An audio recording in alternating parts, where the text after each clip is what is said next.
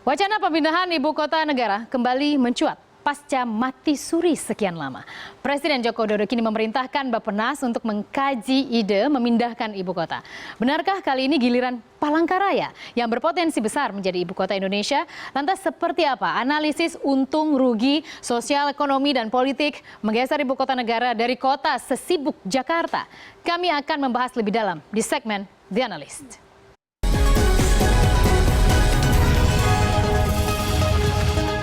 Dan kini sudah hadir di studio 2 CNN Indonesia. Kita lihat sudah ada pengamat tata kota yaitu Bapak Yayat Supriyatna. Pak Yayat, halo, selamat sore. Terima kasih sudah bergabung bersama kami. Pak Yayat, kali ini muncul lagi Pak untuk pindah ibu kota. Apakah menurut Anda sudah cukup beralasan? Memang tadi kita lihat informasi macetnya gila-gilaan karena pembangunan infrastruktur. Apakah memang sudah saatnya Indonesia memiliki ibu kota baru? Enggak, ini menarik ya ketika Pak Jokowi memerintahkan Bappenas kaji, karena selama ini kan wacana-wacana. Sebetulnya yang memang agak serius pernah dilakukan ketika isu memindahkan ke Jonggol. Situ sudah ada timnya, sudah ada arealnya, sudah ada pengembang. Tapi memang bau bisnisnya terlalu kencang di situ. Karena memang trik seperti dikatakan di awal, ibaratnya cari tanah murah, menjualnya dengan isu pemindahan sebuah ibu kota. Itu kan menarik. Orang rame invest langsung. Dan jaraknya relatif dekat dengan Jakarta. Jadi memang punya daya tarik yang kuat. Sekarang ketika nanti kita akan pindahkan ke Palangkaraya, yang menjadi pertanyaan kan, layak, tidak layak, kajian ini yang akan menjawab. Seumpamanya layak untuk dipindahkan secara ekonomi, sosial, dan politik, itu harus menjadi sebuah kebijakan di tingkat nasional. Misalnya ada keputusan terkait dengan rencana pembangunan jangka panjang Indonesia melalui DPR dan MPR diputuskan pada tahun keberapa kita akan pindah. Jadi pindah itu betul-betul terkait dengan visi misi bangsa ke depan. Model contoh dan dilanjutkan oleh rezim siapapun nanti yang akan menjadi presiden. Nah, ini menjadi pertanyaan menarik karena kita belajar juga dari Malaysia. Ketika memindahkan dari Kuala Lumpur ke Putrajaya, itu ada aktor besar yang mengawal, Mahathir. Itu ada siapapun yang menjabat dia selalu mengawal itu. Mengawal karena Mahathir yang mengawal proses pembentukan itu sampai terbangun sampai dipindahkan. Karena bukan apa-apa, pasti ada pertentangan juga di dalam pemerintahan tentang manfaat secara ekonomi. Kalau biayanya terlalu besar membebani misalnya kepada APBN. Meskipun Jokowi mengatakan tidak akan membebani APBN, nah, modelnya juga tidak jauh beda dengan di Jonggol. Dulu pertanyaannya misalnya bahwa semua aset pemerintah, kantor-kantor menteri, kementerian dan sebagainya di pusat kota itu diruslah dengan di wilayah di Jonggol Kalau membangunkan, tapi seolah kan pada nilai investasinya.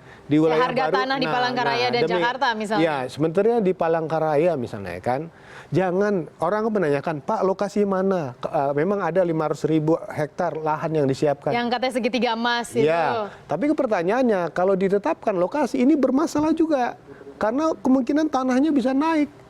Nah, di kita itu belajar dari kasus Jakarta yang hari katanya macetnya luar biasa. Karena persoalan struktur ruangnya itu bermasalah. Apa struktur ruang itu? Pusat kegiatan dan jaringan pelayanannya. Hambatannya Jakarta apa? Harga tanah. Karena pembebasan. Nah, kalau ingin membangun ibu kota, kalau terkait dengan ongkos fisiknya, mungkin no problem lah. Karena equity sama. Tapi harga tanah ini itu menjadi sebuah persoalan. Kecuali kalau misalnya kita mendapatkan areal hibah atau itu contohnya misalnya pembangunan BSD. Nah, BSD itu kan mendapatkan misalnya HPL di atas HGB-nya yaitu bekas ex lahan perkebunan karet. Jadi ada cadangan lahan yang cukup luas untuk menjadi sebuah ibu kota. Nah, harus diingat juga membangun sebuah kota itu tidak dalam jangka pendek. Kota itu terbangun butuh proses waktu 20-30 tahun. Seperti Brazil 20 juga. Iya, 20-30 tahun. Misalnya contoh kan, kalau Pakistan ketika dia ada kontestasi dengan India, maka sebagai negara muslim dia menggunakan simbol agama untuk membangun Islamabad. Nah, fungsinya apa? Nah, kalau India juga New Delhi karena tahu ada pusat pemerintahan pusat federal. Malaysia federal, Australia federal, sama kan? Jadi pertanyaannya mereka membutuhkan sebuah representatif ibu kota, di mana ibu kota ini merupakan wadah konsultasi antara negara-negara federal dengan pemerintah pusatnya. Di kita ini harusnya juga tidak perlu membangun ibu kota baru kalau semua ibu kota kabupaten kota itu baiknya sama dengan Jakarta.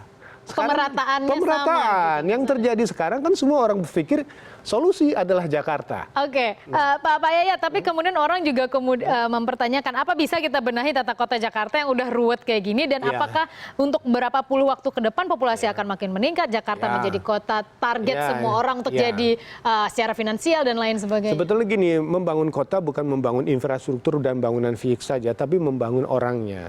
Jadi ibaratnya kalau kita ingin mengajarkan orang disiplin, orang Indonesia suruh ke Singapura, pasti belajar disiplin dia. Jadi membangun kota itu juga membangun struktur dan kulturnya. Struktur itu apa?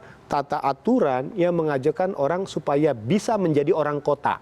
Bukan mengkota. Kita kan baru pura-puranya di orang kota. Di Jakarta ini kan banyak yang pura-pura jadi orang kota, tapi kelakuannya ya mohon maaf. Deso banget gitu. Deso banget. Nah, kedua, jangan konteksnya terlalu sentralisasi. Jangan sampai Palangkaraya sama, harus jelas fungsinya. Misalnya fungsi pemerintahan saja. Ini sini fungsi ini. Kalau menggabungkan secara dua-duanya dan banyak fungsi, ini kayak Jakarta sekarang, terlalu gemuk, megapolitan tapi sekaligus megapelitan. Tidak mau berbagi. Kalau fungsinya dibagi, misalnya fungsi-fungsi lain disebar, mungkin dia apakah tidak misalnya Anda menganggap ada beberapa kota penyangga seperti Depok, Tangerang, pokoknya daerah-daerah penyangga Bogor itu, apakah itu atau sederhana begini, Pak Yayat, apakah Anda setuju kita memiliki ibu kota baru digeser dari Jakarta?